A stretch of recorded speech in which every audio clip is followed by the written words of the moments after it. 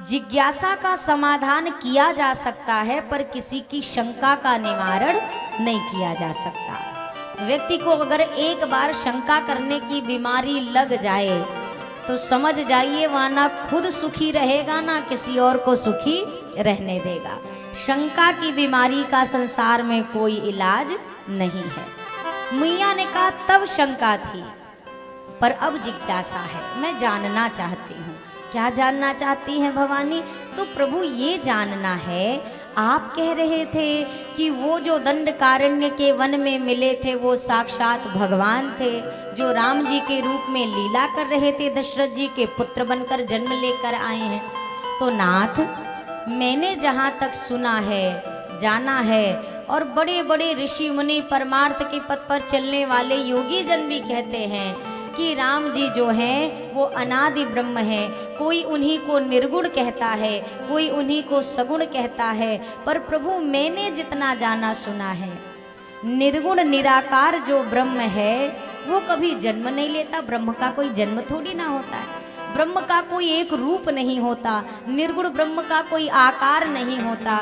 तो फिर जिन राम जी को जंगल में देखा उनका तो रूप भी है, नाम भी है, धाम भी है, क्रियाएं भी दिख रही हैं। तो प्रभु, क्या निर्गुण ब्रह्म और सगुण ब्रह्म ये दोनों एक ही हैं? क्या राम जी ही परात्पर ब्रह्म हैं और जो परात्पर ब्रह्म हैं वही राम जी बनकर आए हैं, या ये दोनों अलग अलग हैं? बस यही जानने की इच्छा है। अगर वही परात्पर ब्रह्म राम जी बनकर आए तो क्यों मानव रूप लिया? ब्रह्म को मनुष्य देह धारण करने की क्या आवश्यकता पड़ी? कैसे बाल लीला, कैसे विवाह, क्यों वनगमन, किस प्रकार निशाचरों का वध, ये सारी कथा आप कृपा करके मुझे सुनाइए। भगवान शंकर ज्यों ज्यों एक एक प्रश्न के विषय में सुनते जा रहे, बाबा का हृदय कथा के सागर में डूबता जा रहा है। हर ही रामचरित सब आए, भगवान का पूरा चरित्र महादेव के हृदय में उतर गया। और हृदय में ये चरित्र उतरते ही बाबा का क्या भाव है? मगन ध्यान रस दंड झुक पुनि मन बाहिर की, रघुपति चरित महेश तब हर्षित बरनैली। दो दंड के लिए महादेव समाधिस्थ हो गए। बिल्कुल आंख बंद करके, ना कुछ बोल रहे हैं ना सुन रहे हैं, आंख बंद करके ध्यान में चले गए दो दंड के लिए। अब दो दंड का समय कितना होता है? एक दंड का समय कहलाता है 24 मिनट। महादेव गए हैं दो दंड के ध्यान में, यानी कि 48 मिनट के लिए। 48 मिनट तक महादेव आंखों को बंद करके बिल्कुल प्रभु की कथा सागर में गोते लगा रहे। फिर बाबा ने अपने निज मन को ध्यान से बाहर निकाला। क्यों निकाला? अगर मैं ध्यान में डूबा रहूंगा तो कथा का सुख केवल मुझे मिलेगा। ध्यान से बाहर आऊंगा तो मैं पार्वती को ये कथा सुनाऊंगा, पार्वती के मन को सुख मिलेगा। और फिर यही कथा जब सुनते सुनते कहते कहते आगे बढ़ेगी तो एक दिन कलिकाल के जीवों को भी ये श्री राम कथा आनंद प्रदान करने वाली बनेगी। इसलिए बाबा ने निज मन को बहिर्मुख किया। कितना भी सुंदर दिया हो, उसमें कितना भी शुद्ध घी भरा हो, कितनी भी अच्छी रुई की बाती डली हो, लेकिन अगर बाती को पूरी तरह घी में डुबा दिया जाए तो प्रकाश होने वाला नहीं है। थोड़ी बाती को जब तक बाहर की ओर नहीं निकालेंगे तब तक प्रकाश होना संभव नहीं है। तो बाबा ने अपने मन रूपी बाती को थोड़ा सा बाहर निकाला ताकि कथा का प्रकाश त्रैलोक्य में हो सके। बाबा ने कहा, देवी आपने मुझसे श्री राम कथा पूछी है। सबसे पहले तो महादेव ने मैया भवानी को धन्यवाद ज्ञापित किया। किस बात का धन्यवाद? बाबा कहते हैं, धन्य धन्य गिरिराज कुमारी, तुम समान नहीं को उपकारी। धन्य धन्य गिरिराज कुमारी, तुम समान नहीं को उपकारी।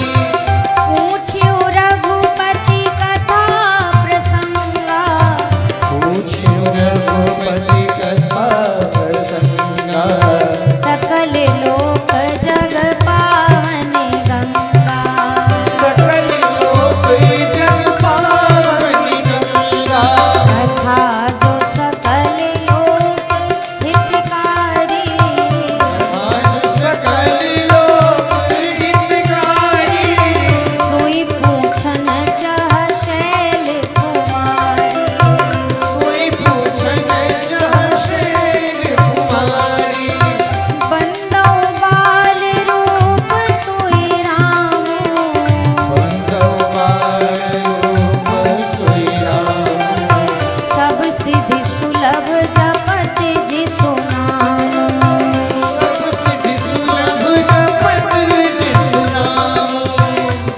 मंगल भवन अमंगल हारी मंगल भवन मंगल हारी प्रभु सुदशरथ अजिर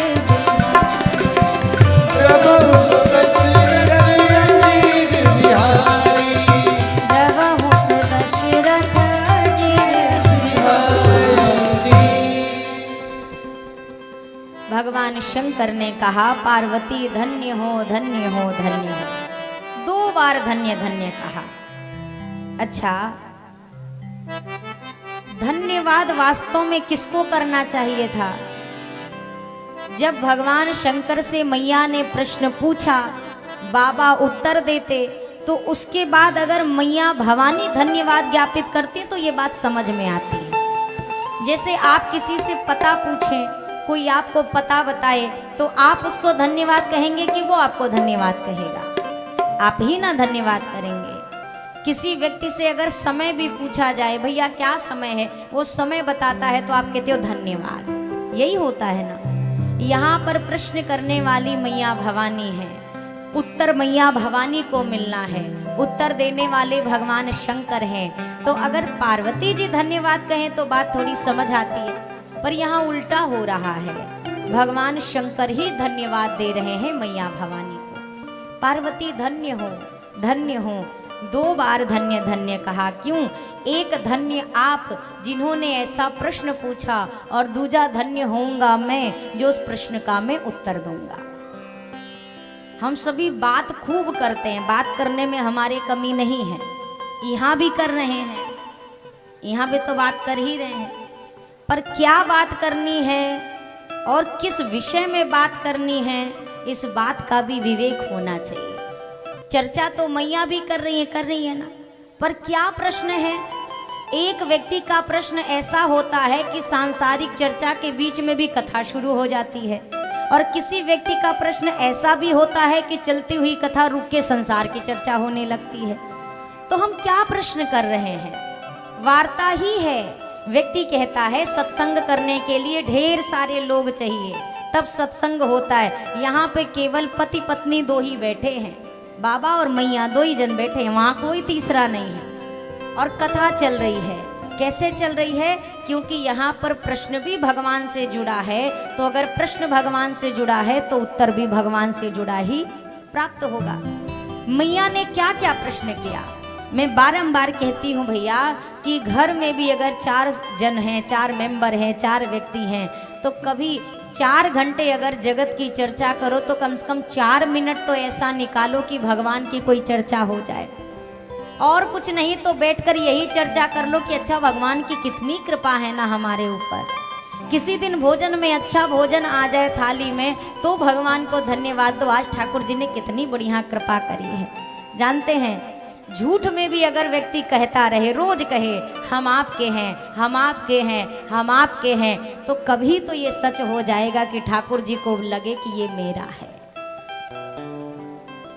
हम और आप झूठ में भी कभी नहीं कहते कि हम भगवान के हैं। दुनिया के सारे रिश्तों का नाम हमें पता है, कौन मेरा चाचा, कौन मेरा ताऊ, कौन मेरा बेटा, कौन मेरी बिटिया, कौन मेरी पत्नी, कौन मेरा पति, कौन रिश्ता, कौन नाता, सबका नाम पता है कि नहीं पता है। अभी अगर हम किसी भी व्यक्ति के घर में चले जाएं, हर व्यक्ति से अगर पूछें भैया घर में कौन कौन, सबका नाम है, ये बिटिया, बेटा, भाई, ये भाई की पत्नी, ये भाई का बच्चा, ये मेरा ये मेरा वो। अगर उसी घर में कोई मंदिर है और मंदिर में जाए दर्शन करने और उनसे पूछा जाए अच्छा ये मंदिर वाले कौन है, तो कहेंगे भगवान है।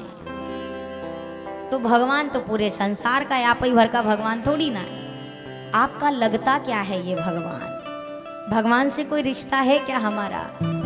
अब सोचो ना जरा, जहां रिश्ता जोड़ना चाहिए वहां रिश्ता नहीं जोड़ा है, और जहां जुड़ने का कोई फायदा नहीं वहीं से सारे रिश्ते जुड़े हुए हैं, सारे रिश्ते वहीं से जुड़े हुए हैं। भैया ये ना तार में लाइटें हैं, ये करंट चल रहा है, अगर लाइट से जुड़ा हुआ है और सही सही फेस जुड़ा है तो ही प्रकाश हो रहा है। गलत जगह जोड़ देंगे तो यहीं पे शॉर्ट सर्किट हो जाएगा और जलती हुई लाइट भी बंद हो जाएगी कि नहीं हो जाएगी। सही अगर कनेक्शन जुड़ा है तो प्रकाश होगा, तो ध्वनि भी आएगी। अगर कनेक्शन गलत जगह से जुड़ गया तो हुआ प्रकाश भी अंधकार में बदल जाएगा। उसी प्रकार संसार में रिश्ता नाता चलो जोड़ के बैठे हो, अच्छी बात है, पर एक बल्ब एक लाइट वहाँ राम नाम के भी जुड़ी रहनी चाहिए। एक तार ऐसा हो जो आपके भगवान से भी जुड़ा रहे, क्योंकि असली प्रकाश तो इसी तार से होना है, बाकी किसी तार से होने वाला नहीं है। कितना भी यत्न कर ले, हर व्यक्ति जानता है कि मेरे मरने के बाद एक ढेला भी मेरे साथ नहीं जाएगा। ये जानने या मानने के लिए किसी ग्रंथ को पढ़ने की जरूरत नहीं पड़ती है, ये सबको ज्ञान है। एक बच्चा भी जानता है कि संग में हम कुछ लेकर जाने वाले नहीं हैं। जानने के देखो, अनजाने में कोई गलती हो जाए तो माफ़ी मिल जाती है, लेकिन अगर जानबूझ के गलती करे तो फिर माफ़ी मिलने वाली। घर में कोई कांच का बर्तन हो, बच्चा एक बार गिरा दे तो माता को लगेगा अरे गलती से गिर गया तो टूट गया। अब बच्चा सोचे माई तो हमको मरबे नहीं करती है, तो रोज एक एक ठो तोड़ना शुरू करे। अब पिटेगा कि नहीं पिटेगा? तो हम अनजाने में अगर बैठे, हमको चलो ज्ञान ही नहीं है क्या सही है क्या गलत है, तब तो भूल भगवान क्षमा कर देंगे। पर जानते हुए कि जो भी साथ देना है मेरे भगवान का ही, जो जुड़ी हुई वस्तु है वही साथ चलनी है। मेरा धर्म मेरे साथ जाएगा, मेरा कर्म मेरे साथ जाएगा, बाकी कोई चीज संग जाने वाली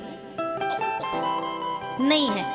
ये जानते हुए भी अगर त्रुटि करेंगे भैया तो कल्याण होने वाला नहीं है। माटी कहे कुम्हार से तू क्या रौंदे मोय। बचपन में खूब पढ़ी होगी ये वाली दोहा, इस वाले दोहे को। माटी कहे कुम्हार से अरे तू क्या रौंदे मोय। एक दिन ऐसा आएगा, एक दिन ऐसा आएगा कि मैं रोंदूंगी तो है क्या तन मांझता रे। आखिर माटी में मिल जाना क्या तन मांझता रे। आखिर माटी में मिल जाना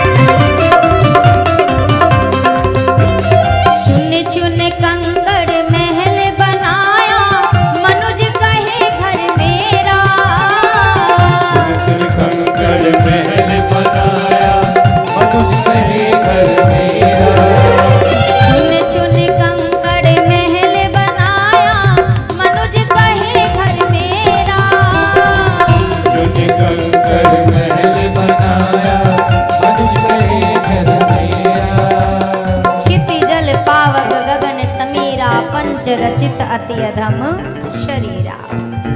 5 तत्वों से मिलकर, जिन 5 तत्वों से मिलकर ये हमारी आपकी देह मिली है, जरा बैठकर विचार करिएगा। ये जो बिल्डिंग तैयार हुई है, इसे बनाने में जितना मटेरियल लगा है उसमें से एक भी हमारा आपका है क्या? एक भी? जल, अग्नि, वायु, कुछ भी अपना है क्या? ये पृथ्वी, ये आकाश, ये अपने हैं क्या? एक भी हमारे नहीं है। पर इन सब को मिलाकर जब उस बढ़िया बनाने वाले ने ऐसी बिल्डिंग तैयार करी, तो अब हम सब ने इसके आगे अपने नाम का बोर्ड लगा दिया। लगा ना? बिल्डिंग हमारी है नहीं, यकीन करिए। जब दूसरे के बिल्डिंग पर, दूसरे के मकान पर कोई कब्जा करता है ना, तो पहले नोटिस आती है, और जब तब भी आदमी ना सतर्क हो तो फिर गिरफ्तारी होती है। ये अपना मकान नहीं है। जिसने ये सारा सामान दिया, ये मकान भी उसी का है जिसने बनाया। चुन चुन कंकड़ महल बनाया, मनुज कहे घर मेरा। चुन चुन कंकड़ महल बनाया, मनुज कहे घर मेरा। ना घर तेरा ना घर मेरा, ना घर तेरा ना घर मेरा, ना घर तेरा ना घर मेरा। ना घर तेरा ना घर मेरा। ये चिड़िया रैन बसेरा, क्या तन मानता रे, आखिर माटी में मिल जाना। क्या तन मांझता रे, आखिर माटी में मिल जाना। क्या तन मानता रे, आखिर माटी में मिल जाना। क्या तन मांझता रे, आखिर माटी में मिल जाना। पवन चले उड़ जाना रे बंदे, पवन चले उड़ जाना रे बंदे, पवन चले उड़ जाना रे बंदे। चले उड़ जाना रे बंदे। समय जो कि पछताना, क्या जय हो। रे, आखिर माटी में मिल जाना। क्या तन मांझता रे, आखिर माटी में मिल जाना। तन मांझता रे, आखिर क्या तन मांझता रे, आखिर। देखो भैया, एक ही मटेरियल से बने हैं, जाना भी एक ही जगह है। हम अपनी प्रत्येक कथा में कहते हैं, आज चाहे ट्रैक्टर में घूम लो, ट्रॉली में घूम लो, फॉर्च्यूनर में घूम लो, BMW में घूम लो, किसी भी मोटरसाइकिल में घूम लो, पर आखिर में तो 25 रुपए के मटके के अंदर ही हरिद्वार जाना है। तो इसीलिए जब जाना तय है तो कुछ गा के जाएं, कुछ कह के यहाँ से जाएं। ओ क्या तन मांझता रे, आखिर। ओ क्या तन मांझता।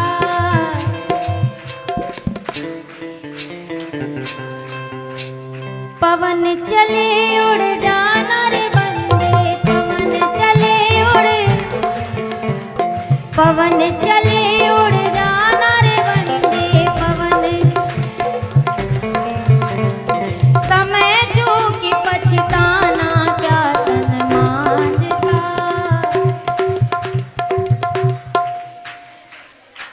वो क्या तन मांझता रे। हमारे गुरुजी कहा करते थे, कोई धर्म का काम करे तो अच्छी बात है, ना करे तो धक्का मार के भी करा लेना चाहिए। तो इसीलिए हम तो इसीलिए बैठे कि आप नहीं गाएंगे तो भी हम आपसे गवाह के रहेंगे। जब तक आप गाएंगे नहीं तब तक हम राम जन्म कराएंगे नहीं। अभी तो पावर ठाकुर जी ने हमारे हाथ में दी है 10-15 मिनट, आधा 1 घंटा, तो थोड़ा गाते हुए कहिए। क्या तन मांझता रे, आखिर माटी। ओ क्या तन मांझता रे, आखिर। जरा दोनों हाथ ऊपर करो, सभी लोग लंबे करो। बोलिए सियावर रामचंद्र की।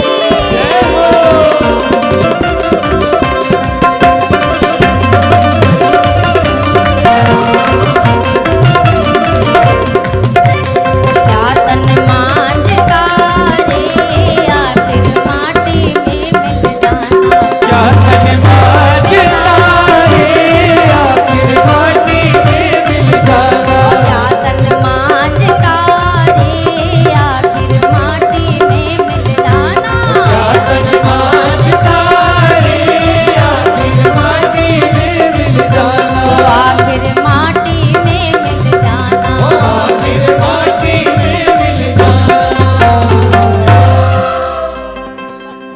क्या तन मांझता रे आखिर माटी में मिल जाना।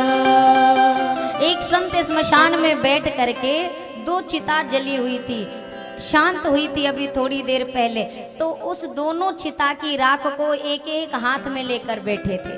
कभी इस चिता की राख उठाकर देखते, कभी इसकी उठाकर देखते। कुछ लोग बड़ी देर से ये दृश्य देख रहे थे। बोला बाबा जी कर क्या रहे हो? कभी इस चिता की राख उठाते हो, कभी उस चिता की राख उठाते हो, क्या ढूंढ रहे हो राख के बीच में? संत ने कहा भैया ये जो चिता है ना, ये एक शहर के बहुत बड़े आदमी की है, जिसकी मृत्यु हुई थी थोड़ी देर पहले। इसके घर वाले दाह संस्कार करके गए हैं। और ये जो चिता है ये एक गरीब की है, बहुत निर्धन, किसी तरह इधर उधर से मांग कर तो इसकी अंतिम यात्रा निकाली और दाह संस्कार किया। तो बाबा दोनों की राख क्यों उठा रहे हो बार बार, क्या देख रहे हो? संत ने कहा भैया इस अमीर व्यक्ति की राख को और इस गरीब व्यक्ति के चिता की राख को, दोनों को उठाकर मैं ये देख रहा हूँ कि जब अमीर वाले की भी शरीर की ऐसी ही गति हुई, गरीब के भी शरीर की ऐसी ही गति हुई, जब दोनों की राख में कोई भेद नहीं है तो ये व्यक्ति जीवन भर किस अभिमान में जीता है? जब अंत में राख एक ही बननी है, चाहे राजा हो, चाहे रंक हो, चाहे भिखारी हो, तो व्यक्ति गुरूर किस बात का करता है? भगवान शंकर कहते हैं भवानी बिनु पद चलई सुनई बिनु ना कर बिनु कर्म करई वेद। जो निर्गुण निराकार ब्रह्म है बिना पद के गति कर सकता है। अब पद शब्द के 2 अर्थ हैं भैया। पद का एक अर्थ है जो हम पद प्राप्त करते हैं संसार में, कोई हमें पोस्ट मिले, कोई प्रतिष्ठा, कोई गद्दी, जिसको हम पद कहते हैं कि हमें ये पद प्राप्त हुआ। पद का एक भाव तो ये है और पद का एक भाव है पैर। ऐसे अर्थ में समझिए निर्गुण निराकार जो ब्रह्म है बिना पग के गति करता है। और दूसरे भाव में ये समझा जाए कि ठाकुर जी संसार के सारे कार्य को संचालित तो करते हैं पर कभी जीवन में किसी पद को ग्रहण नहीं करते। कभी ठाकुर जी के नाम के आगे कोई पद लगा हुआ देखा है क्या हमने? संसार में जो भी पद किसी को अगर मिलता है, कोई पोस्ट अगर किसी को मिलती है, तो वो एक ना एक दिन छूटती भी है। कोई व्यक्ति अगर आज मान लो प्रधान बन जाए, सरपंच बन जाए, या कोई भी विधायक बन जाए, कोई भी नेता बन जाए, 5 साल रहेगा, 10 साल रहेगा, 15 रहेगा, 20 रहेगा, पर कभी तो वो वक्त आएगा ना जब उस पद से उसको इस्तीफा देना पड़ेगा या वो इस पद से हटना पड़ेगा।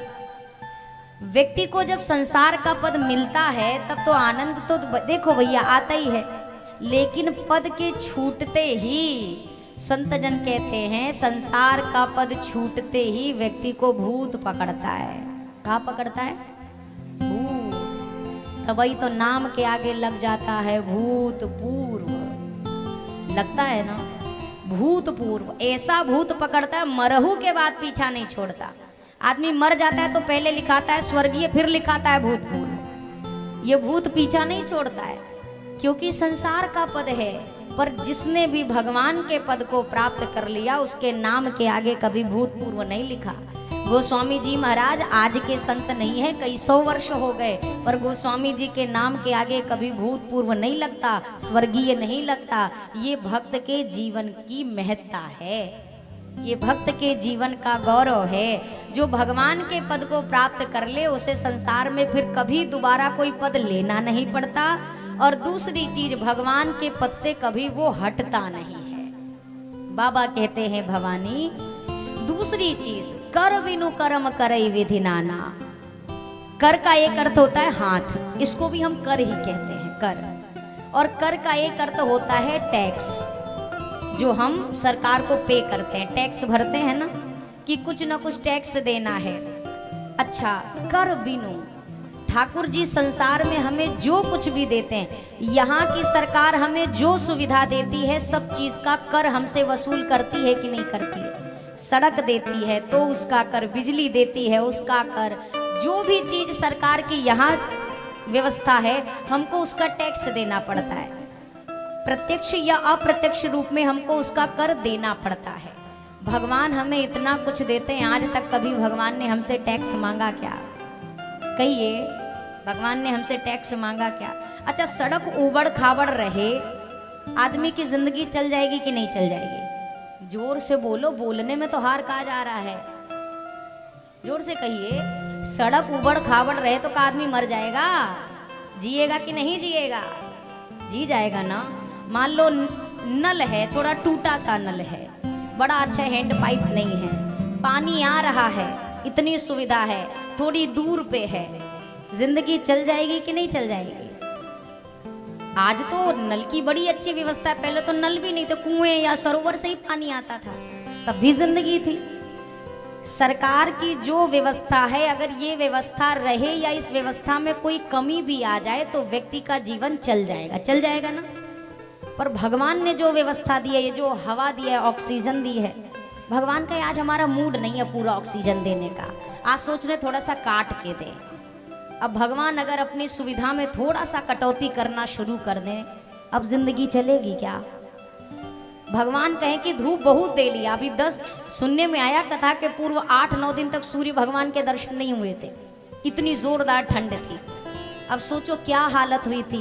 8 दिन सूर्य भगवान नहीं निकले तो किसने ना जल चढ़ाया होगा सूर्य भगवान को, अब तो दर्शन दे दो। और अगर ठाकुर जी कहते बहुत ज्यादा लाइट दे दी, अब हम सोच रहे हैं अंधेरे में जियो कुछ दिन, जिंदगी चलेगी क्या भैया? अच्छा, ये जो सूर्य का प्रकाश कितना बढ़िया अभी की धूप लग रही है ना, इसके लिए कौन सा टैक्स पे करते हैं, कौन सा कर भगवान को देते हैं कि आज आपने हमें इतनी अच्छी धूप दी, हम आपको ये देते हैं? दिया क्या कभी? ये 24 घंटे जो श्वास ले रहे हो, इसके लिए भगवान को कौन सा टैक्स दिया? कोरोना आया था ना, यहाँ भी आया था। अच्छा, आया था, सब जगह आया था, तो आया ही होगा यहाँ पे भी। अब आया तो था। ऑक्सीजन की कीमत ऐसे तो जिंदगी भर आदमी को नहीं पता चली, लेकिन जब कोरोना का समय आया, कोविड काल आया ना, तो सबको ऑक्सीजन की वैल्यू पता चली। व्यक्ति 1-1, 2-2 घंटे सांस लेने के लिए, ऑक्सीजन पाने के लिए हजारों हजार रुपए खर्च करने को तैयार था। एक सिलेंडर की व्यवस्था करा दीजिए, चाहे जैसे, बदले में 10,000 ले लो, 5,000 ले लो। मैंने ये घटना कई कथा में बताई कि एक वृद्ध व्यक्ति, उनको दिक्कत हुई ऑक्सीजन की। अब उनको ऑक्सीजन के सिलेंडर से ऑक्सीजन दिया गया, उनको बढ़िया से स्वस्थ हो गए, सब चीज हुए।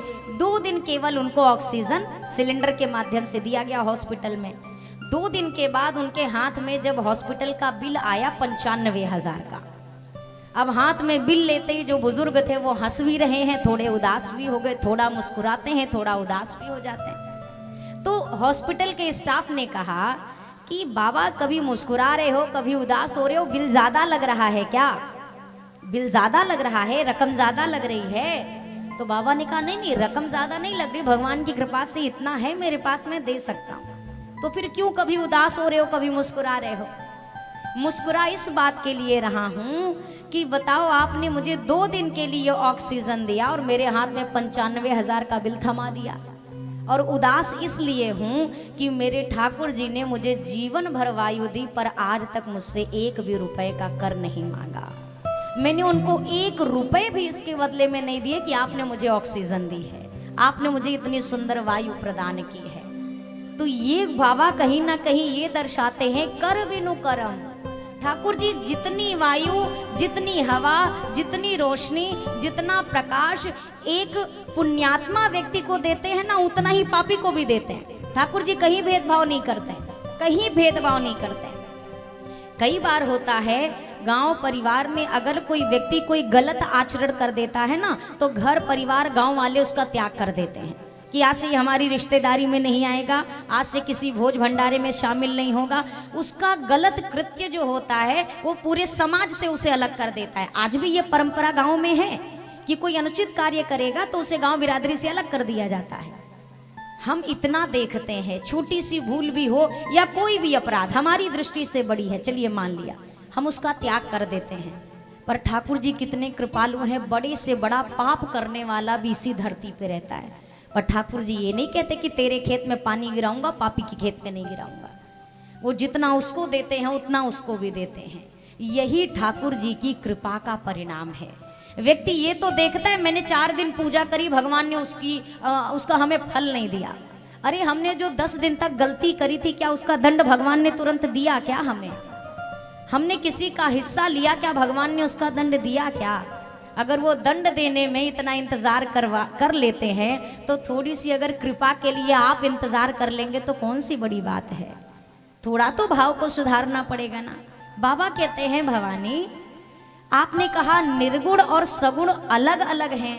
मैंने कथा के प्रथम दिवस में ये चर्चा करी थी कि भैया जिस प्रकार पानी ही बर्फ बनता है और बर्फ ही पानी बन जाता है, पानी को जिस भी बर्तन में रखिए, यद्यपि पानी का कोई आकार नहीं है, आप जमीन पर डाल दीजिए वो फैल जाएगा, उसका कोई आकार नहीं, पर उसी पानी को बाल्टी में रख दो तो बाल्टी का आकार ले लेती है, उसी को ग्लास में रख दो तो ग्लास का आकार, कटोरी में कटोरी का, चम्मच में चम्मच का। तो उसी प्रकार मेरे भैया भगवान जो निर्गुण निराकार है, जब भक्त प्रेम के वश होकर उनको पुकारता है तो भक्त अपने भाव के जिस पात्र में ठाकुर जी को डाल देता है, ठाकुर जी उसी स्वरूप में प्रकट हो जाते हैं। कबीरा कुआं एक है, पनिहारी है अनेक, बर्तन सबके न्यारे हैं, पर पानी सब में एक। कबीरदास जी कहते हैं कबीरा कुआं एक है, कुआं एक होता है, पनिहारी है अनेक।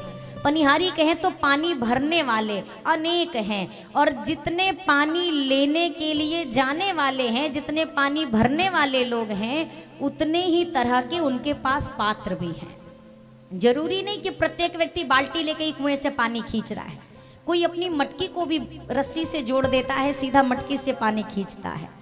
जिसके पास जो पात्र है वो उसी पात्र से पानी भरता है।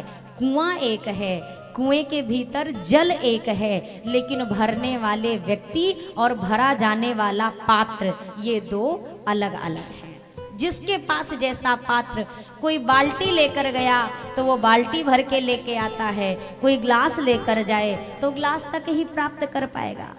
कमल करम कमंडल कर लिए तुलसी जहाँ तहाँ जाए, सरिता कूप समुद्र जल बूंद ना अधिक समाए।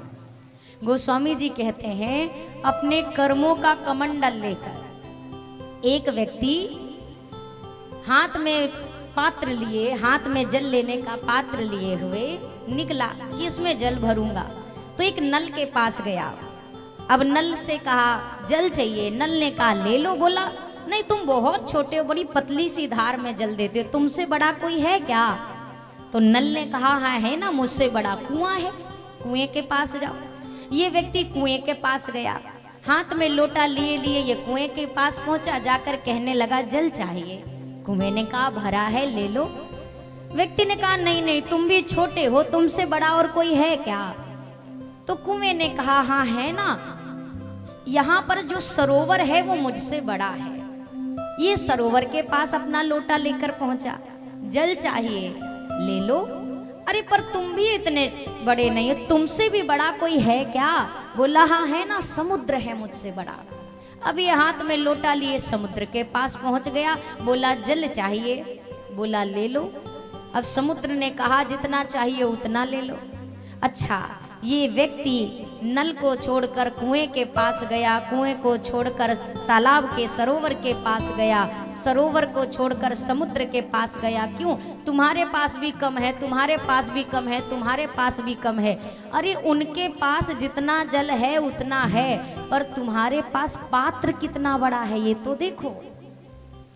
आपके पास केवल लोटा ही है, तो आप नदी से भी भरोगे तो उतना ही आएगा, समुद्र से भरोगे तो भी उतना ही आएगा। पात्र जितना बड़ा है पानी उतना ही आने वाला है, चाहे समुद्र के पास जाइए और चाहे नल के पास जाइए। पात्र में तो कमी है ना, ये ना समुद्र की कमी, ना नल की कमी, ना सरोवर की कमी। आपने कितना बड़ा पात्र लिया था। गोस्वामी जी महाराज कहते कर्म कमंडल कर लिए, अपने कर्म रूपी कमंडल को लेकर व्यक्ति घूमना शुरू करे। अब चाहे जिसके पास पहुंच जाए, कोई बड़े से बड़ा आदमी भी हो, कोई रईस से रईस व्यक्ति भी हो, चाहे जितना बड़ा हो, कर्म के कमंडल में जितनी जगह है उतना ही उसको प्राप्त होने वाला है, उससे बूंद भी अधिक उसको मिल नहीं सकता। सदैव ये बात याद रखें, अगर हमारे जीवन में सुख है तो वो हमसे कोई छीन नहीं सकता, अगर दुख है तो वो हमसे कोई बांट नहीं सकता। हमारा सुख हमारा दुख ये सब हमारे कर्मों से कहीं ना कहीं जुड़े हुए हैं। बाबा ने कहा, भवानी आप पूछती हैं निर्गुण निराकार ब्रह्म सगुण रूप लेकर क्यों आए, तो मैं वो चर्चा आपसे करता हूँ। जब जब होई धर्म के हानि, बाढ़हि असुर अधम अभिमानी। जब जब होई धर्म के हानि, बाढ़हि असुर अधम अभिमानी। करहि अनीति जाई नहीं बरनी, करहि अनीति जाय नहीं बरनी। सीदहि विप्र धेनु सुर धरनी। सीदहि विप्र धेनु सुर धरणी।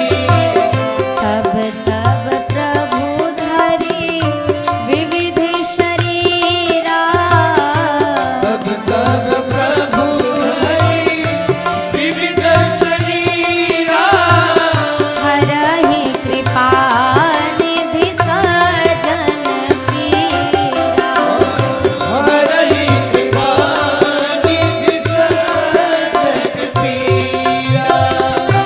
राम जन्म के हेतु अनेका, राम जन्म के हेतु अनेका।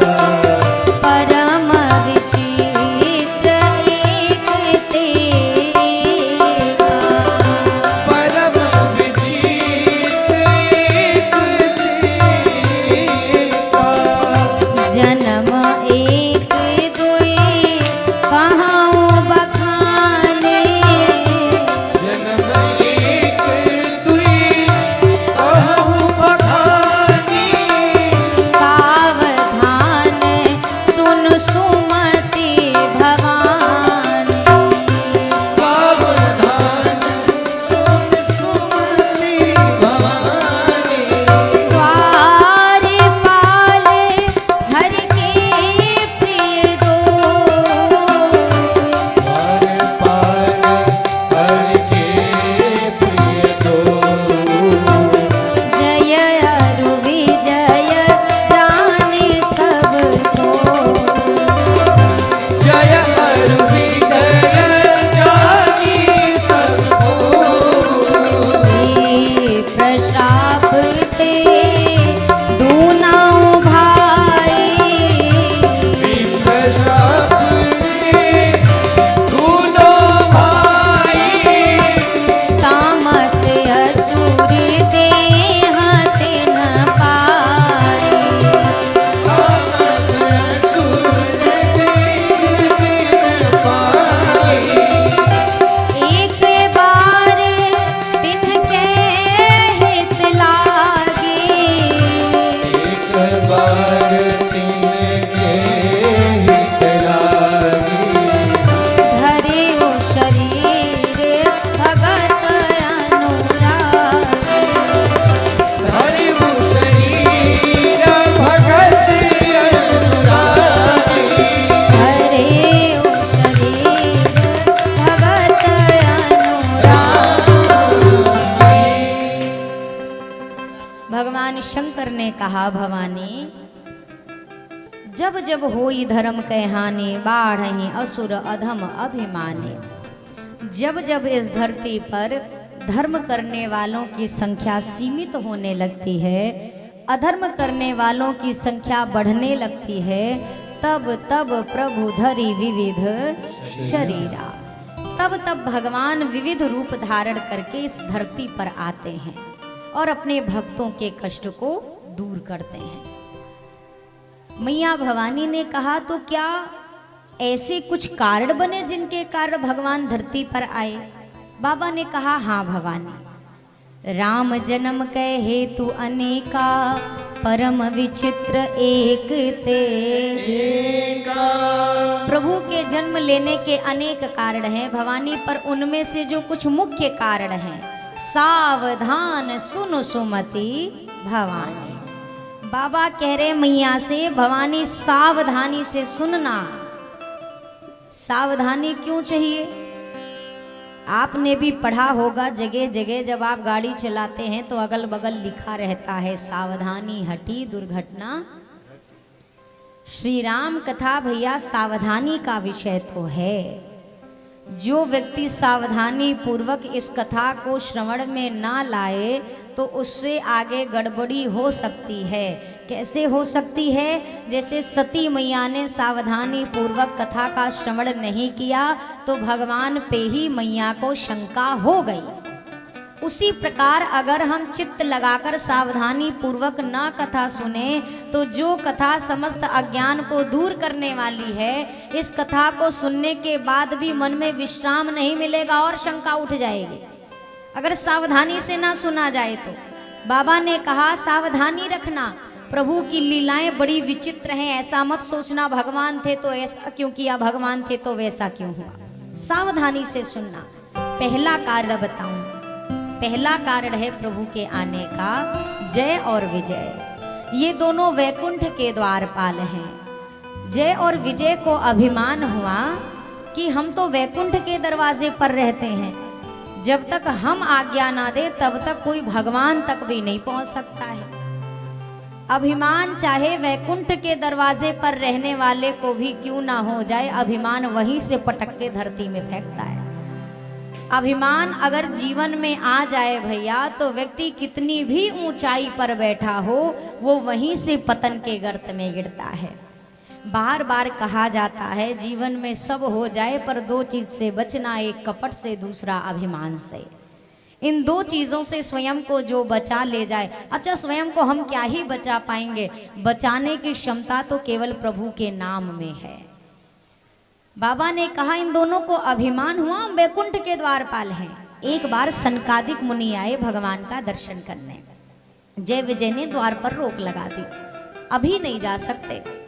संतों ने कहा जाने दो, इन्होंने कहा नहीं जाने देंगे। संतों ने फिर कहा जाने दो, इन्होंने फिर मना किया। 3 बार जाने के लिए आज्ञा मांगी, 3 बार इन्होंने रास्ता रोका तो संतों ने क्रोध में आकर श्राप दे दिया, भगवान के दर्शन में बाधा बनते हो, जाओ राक्षस योनि में जन्म लोगे। भगवान ने पूछा इनकी मुक्ति कैसे होगी, इनका तो पूरा जन्म बिगड़ गया। तो संतों ने कहा इनका एक नहीं प्रभु, अब ये 3 जन्म तक राक्षस बनेंगे। 3 जन्म तक? हाँ 3 जन्म तक, क्योंकि हमने 3 बार इनसे आपके दर्शन के लिए अनुमति मांगी थी, इन्होंने 3 बार रास्ता रोका, इसीलिए 3 जन्म तक ये राक्षस बनेंगे। देखो भैया, इसीलिए हम कहते हैं अगर हमसे पूजा पाठ हो जा रहा है अच्छी बात, हम मंदिर जाते हैं तो अच्छी बात, नहीं जा पा रहे हैं तो कम से कम जो जाने वाला है उसका हाथ ना पकड़ा जाए। व्यक्ति खुद तो मंदिर जावे ना हो, जो जावे तो उसको भी रोक लेते, आज काहे जा रहे हो, कल चलेंगे। अब पता चले रात भर में ही अगर कहीं ठाकुर जी के चरण में पहुंच गए तो कितना बड़ा दोष लगेगा कि जो मंदिर जाने वाला था उसको अपने घर के नरक में पटक दिया। खुद धर्म हो जाए। एक ऐसे भी भक्त हुए, मोची का काम करते थे। मोची जानते हैं ना, जो जूते चप्पल सीते हैं, मोची का कार्य करते थे। तो जब वो अपना कार्य करने बैठते तो गांव क्षेत्र में जब कहीं कथा होती ना, तो जो भक्त कथा सुनने के लिए जाते थे, कभी उनके पैर की पन्ही या जूते कभी टूट जाएं या फट जाएं, तो जब सिलवाते थे तो वो भगत उनसे पैसे नहीं लेते थे।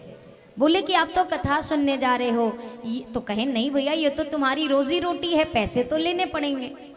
तो वो कहते थे भैया आपकी ये पन्ही कितनी भाग्यशाली है जो श्री राम कथा के पांडाल तक जाएगी। मैं तो नहीं जा पा रहा हूँ कथा सुनने, कम से कम जो आपको कथा तक ले जा रही है अगर उसकी मरम्मत मैं कर पा रहा हूँ तो उसके लिए भी क्या धन लूँगा आपसे। अब सोचिए ये कितनी बड़ी श्रद्धा है, कितना बड़ा योगदान है वो उनका। शायद कथा के बीच बैठे रहने वाले भी वो फल ना प्राप्त कर पाए जो फल वो अपने काम में बैठकर प्राप्त कर रहे हैं। धर्म का जो स्वरूप है बड़ा सुंदर स्वरूप है भैया। हमने आजकल धर्म को बोझ समझ लिया है। अगर कोई कह दे अपने धर्म का पालन करो, धर्म में अडिग रहो, कुछ भी हो जाए धर्म का साथ ना छोड़ो, तो आदमी को लगता है अरे ये क्या ही बात बता रही है। पर आप दर्शन करिए, भगवान आए भी तो क्यों आए, जब जब हो ये धर्म के हानि। धर्म के रक्षण हेतु ही तो भगवान आए हैं ना। जय और विजय को 3 जन्म तक राक्षस बनने का श्राप मिला है। जय विजय सतयुग में हिरण्यकश्यप और हिरण्याक्ष बने, भगवान ने नरसिंह और वराह रूप लिया। त्रेता युग आया तो रावण और कुंभकर्ण बने, भगवान ने श्री राम अवतार लिया। द्वापर का युग आया तो दंत वक्र और शिशुपाल बने, भगवान ने श्री कृष्णा अवतार लिया। श्री राम जी के इस दिव्य लीला में रावण बनने का भी अधिकारी उसको है जो जय विजय की तरह वैकुंठ के द्वार पर बैठकर चौकीदारी कर रहा हो। श्री राम कथा का एक एक जो पात्र है भैया कोई साधारण सहज पात्र नहीं है। ये भी ऐसे ऐसे धर्मात्मा है जो कहीं ना कहीं कुछ त्रुटि हुई, कुछ भूल हुई, जिसके कारण प्रभु की इस लीला में प्रभु के शत्रु के रूप में आए हैं। यहाँ पर जय विजय के कारण देवी भगवान का आना हुआ। दूसरा कारण क्या है तो कहा राक्षस जलंधर। जलंधर की पत्नी है वृंदा।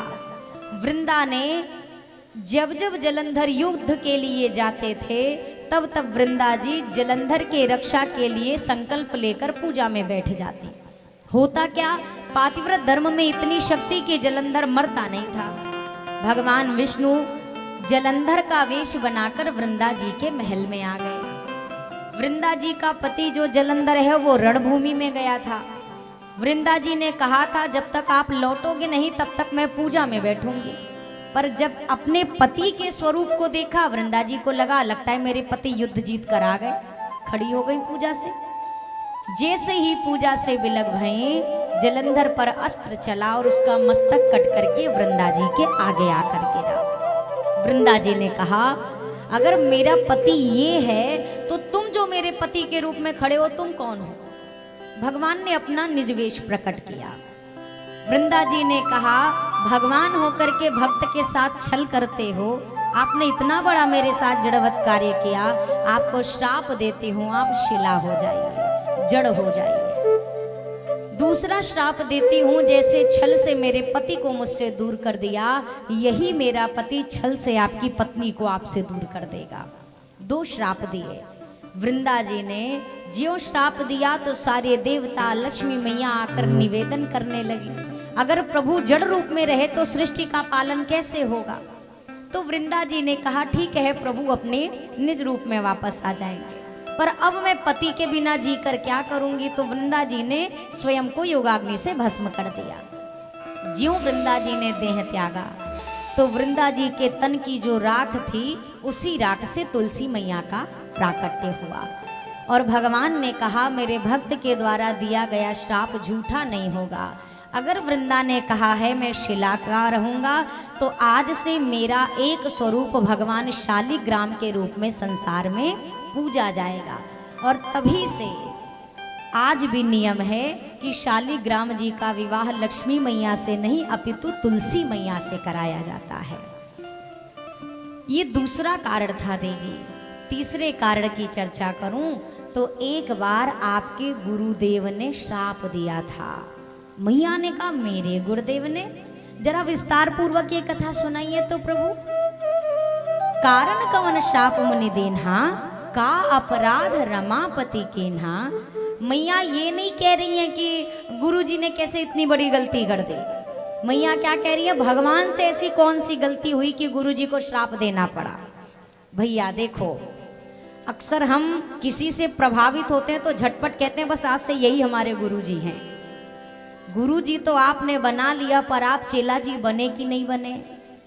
गुरु बनाने में टाइम नहीं लगता है, चेला बनने में टाइम लगता है। गुरु बनाने के लिए बहुत नहीं, माला लाइए, फूल लाइए, चरणों में प्रणाम करिए, बोल दीजिए हमको दीक्षा चाहिए, संत को दया आ गई, चलो भैया कोई तो भजन के मार्ग पे लग रहा है, दीक्षा दे दी।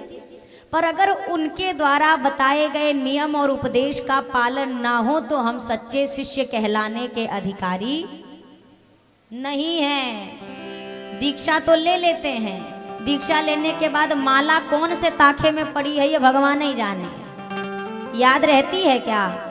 अच्छा, दीक्षा लेते हैं तो गुरुजी जरूर कोई मंत्र देते होंगे कि नहीं देते होंगे? तो मंत्र जपने के लिए ही देते होंगे, अलमारी में पैक करने के लिए तो नहीं देते होंगे। यही तो कहते होंगे भैया मंत्र जपना। अब जप रहे हैं कि नहीं जप रहे हैं ये तो हम और आप ही जानेंगे ना। व्यक्ति कहता क्या करें, अब हमारे गुरुजी नहीं रहे। अरे गुरुजी नहीं रहे, एक दिन आप भी नहीं रहेंगे, पर गुरुजी के द्वारा दिया गया मंत्र तो आज भी है ना। अगर उनकी कथनी को हमने अपने जीवन में नहीं अपनाया तो हम काहे के शिष्य हैं? गुरुदेव ये थोड़ी ना कि हमारी मीरा मैया को एक बार केवल गुरु का सानिध्य मिला था जीवन में, केवल एक बार। अब सोचिए, एक बार गुरु का सानिध्य पाकर जो मीरा मैया गिरधर गोपाल को अपना पति बना लें, वो असली गुरु निष्ठा है ना। उनकी गुरु निष्ठा को प्रणाम किया जाएगा कि हम जैसे लोग हैं, गुरुजी उपदेश किए हैं, उपदेश याद नहीं, गुरुजी ने मंत्र दिया, मंत्र वह भुला गए, गुरुजी ने माला दी थी तो माला चूहा ले गया, हो गया हमारा कल्याण। एक सोने की चेन हो आपके पास और चेन उतार के रखनी हो तो कहाँ रखेंगे? जोर से कहिए, कह दो घरवा के दुआरी पे रख के चले आएंगे, कहाँ रखेंगे? अरे भैया संभाल के रखो, सोने की चेन है, कहाँ रखेंगे? तो पहले अपने पल्ले से वो अलमारी की चाबी निकलेगी, तब ताला खुलेगा, अलमारी के अंदर भी एक और लॉकर होगा, उसकी चाबी होगी, उसके अंदर एक बटुआ होगा, वहाँ के अंदर चैन धर के डबल ताला लेके इधर उधर देख के तब चाबी छुपाएंगे। इस सोने वाले से कल्याण होगा क्या? सोने वाला पहना के विदा कर दो, भला होगा क्या?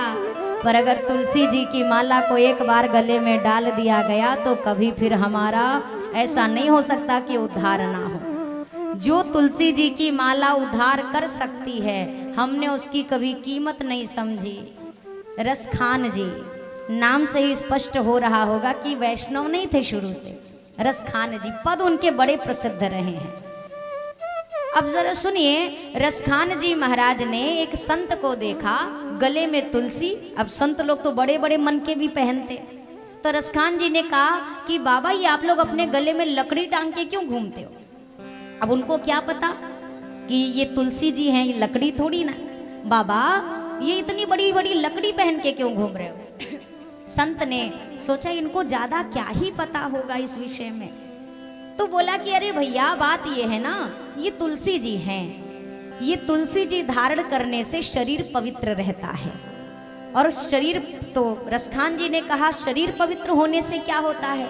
संत ने कहा भैया भूले भटके अगर कभी भगवान को हमसे मिलने की इच्छा हो जाए तो शरीर पवित्र रहता है, तो भगवान मिलने में देर नहीं करते। इतना सुनना ही था।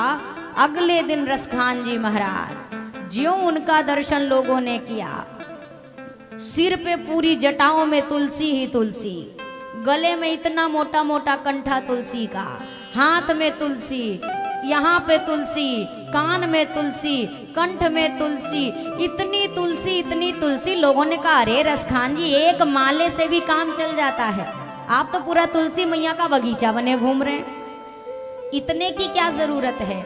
रसखान जी ने कहा भैया तुम भाग्यशाली हो को तुमने सनातन में जन्म लिया, तुम वैष्णव हो, तुम्हारा काम एक दो मनके से हो सकता है, क्योंकि मैंने सनातन धर्म में जन्म नहीं लिया तो हमें तो लगता है इतनी तुलसी से ही हमारा उद्धार हो। एक तुलसी की कितनी महत्ता है भैया। मेरी मैया ने जो गुरु निष्ठा दिखाई है, जरा दर्शन करिए। का अपराध रमापति की ना। आपको एक घटना सुनाऊं। एक बार एक गुरु जी थे, उनके दो चेला थे, ध्यान से सुनिए। सब चुप होइए पहले, नहीं तो फिर आप ही बोलोगे, हम चुप हो जाएंगे। बोलिए सियावर रामचंद्र की। गुरुजी पूजा करने बैठे तो गुरुजी को ख्याल आया, अरे अरे हमने आसन तो जमा लिया पर तुलसी दल नहीं लाए, भूल गए तुलसी दल लाना। तो 2 चेले थे, खाली नाम के चेला थे, काम के चेला ना थे। तो गुरुजी ने अपने एक शिष्य से कहा, बेटा मैं तुलसी दल लाना भूल गया हूँ, थोड़ा जाके बगीचे से तुलसी दल ला के दे दो, मुझे पूजा करनी है। अब ये परम आलसी चेला, इसने कहा, गुरुजी हमने आज तक तुलसी का दल देखा ही नहीं, हमें पता ही नहीं तुलसी जी कैसी होती हैं। गुरुजी ने कहा, तुम्हें तुलसी दल नहीं पता? नहीं गुरुजी, कभी नहीं देखा। तो दूसरा चेला खड़ा था, दूसरे ने सोचा ऐसा ना हो गुरुजी हमारी ड्यूटी लगा दे, तो इससे पहले गुरुजी हमसे कुछ बोले हम ही बोल देते हैं। दूसरे चेले ने कहा, अरे तुम्हें तुलसी दल नहीं पता? अरे केले का पत्ता देखा है? बोला वो तो खूब देखा है, बस जैसे केले का पत्ता होता है वैसे तुलसी का पत्ता होता है। उसका कहने का मतलब, गुरुजी हमको भी मत भेज दियो गलती से, हमें भी पता वता नहीं है। अब गुरुजी ने सोचा ये तो 2 के दोनों ऐसे ही निकम्मे निकले, पर गुरु भी भैया गुरु ही होते हैं। गुरुजी ने कहा, तुम दोनों को तुलसी का पत्ता नहीं पता? बोला नहीं पता गुरुजी। गुरुजी ने कहा, तो चलो आज हम तुमको तुलसी का पत्ता पता कराते हैं, ऐसा करो उठाओ हमारी चौकी। गुरुजी बैठे थे चौकी पे, गुरुजी से कहा, अब हम आसन पे बैठे हैं, आसन से तो उठेंगे नहीं, अब हमको आसन सहित उठाओ और बगीचा ले चलो। अब एक तो तखत भारी और तखत के ऊपर बैठे गुरुजी भारी। अब जो चौकी उठा के दोनों चेला चले बगीचे की ओर, सबसे पहले तुलसी दल लिया। उसके बाद गुरुजी ने कहा, देखो बेटा बगीचा बहुत बड़ा है, यहाँ बेला, चमेली, गुलाब, चंपा बड़ी तरह के फूल हैं। ऐसा ना हो कि कल हम तुमसे कोई फूल मंगाए, तुम कहो हमें नहीं पता। हमारी चौकी उठाओ, आज पूरे बगीचे के फूल से तुम्हारी पहचान करा देते हैं। और जो चौकी पे बिठा के गुरुजी को घुमाया, आसन धरा लाके, गुरुजी ने पूछा, बेटा अब तुलसी का पत्ता कभी भूलोगे तो नहीं? चेला जी ने कहा, गुरुजी अब मरत भर में तो ना भूलेंगे, जीवन में अब कभी हम भूलने वाले नहीं हैं।